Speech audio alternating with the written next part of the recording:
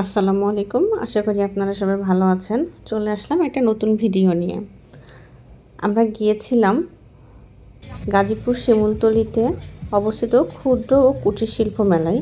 এখানে প্রবেশ ফি 20 টাকা করে। ছুটির দিনে অনেক বেশি ভিড় হয়, আপনারা ছুটির দিন বাদ দিয়ে গেলে ভালো হয়। চলুন তাহলে শুরু করা যাক। দেখতেই পাচ্ছেন শুরুতে ঢুকেই কিছু দূর এগিয়েই খুব সুন্দর পানির ফোয়ারা এবং লাইটিং। এটা দেখতে যেমন চমৎকার, মানে নিজের চোখে না দেখলে আসলে বলে বোঝানো যাবে না।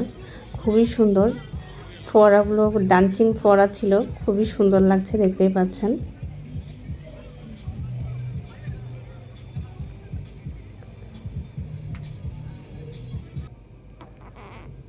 পুরো ফোয়ারাটার ছবি আমি আপনাদের দেখাচ্ছি।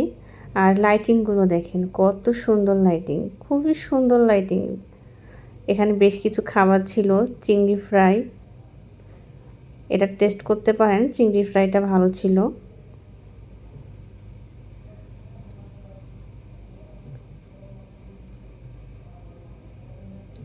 সাথে ছিল burger, chicken burger, sandwich, chicken fry, বিভিন্ন ধরনের চপ, মিষ্টিগুলো দেখতেই পাচ্ছেন কি সুন্দর, লাড্ডুগুলো খেতেও তেমন সুস্বাদু, জিলাপি।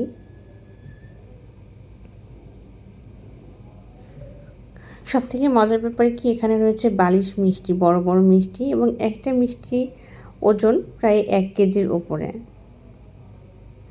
বিভিন্ন ধরনের গ্রাম্য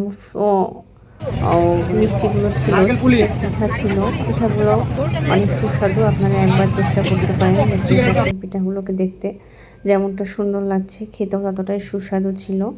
আপনারা সময় নিয়ে যাবেন, তাহলে একটু হাঁটাহাঁটি করবেন, সব খাবার ট্রাই করবেন, তাহলে ভালো লাগবে। এবার আসুন জিলাপি বানানোর প্রসেসটা দেখে নিই। উনি কি সুন্দর করে জিলাপি বানাচ্ছে দেখেন।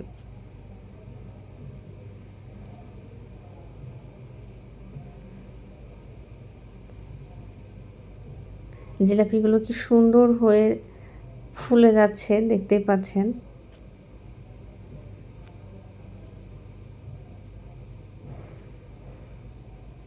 আর জিলাপি আমার খুব পছন্দের একটা মিষ্টি। আমার মিষ্টি বলতেই আমার খুব পছন্দের, সেটা যে ধরনের মিষ্টিই হোক, তার মধ্যে জিলাপি একটা অন্যতম মিষ্টি।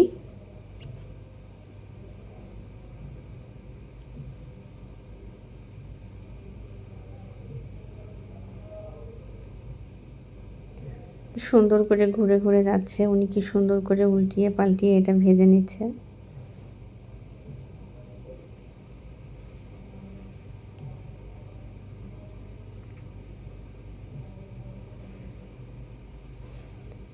এবার জিলাপিগুলো উনি ভেঙে দিচ্ছে।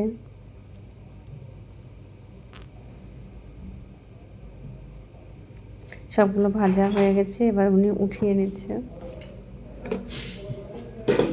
গুড়ের শিরায় দিয়ে দিচ্ছে। সুন্দর জিলাপি তৈরির প্রসেসিং।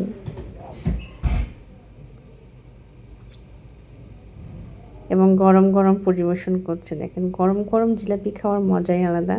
এখানে রয়েছে মোয়া, তেলের পিঠা, মোমো, পুলি পিঠা, মিষ্টি, বালিশ মিষ্টি। এই মিষ্টিগুলোর ওজন প্রায় 1 কেজি করে। বিভিন্ন ধরনের লাড্ডু দেখা যাচ্ছে। সবাইকে ধন্যবাদ সাথে থাকার জন্য। আল্লাহ হাফেজ।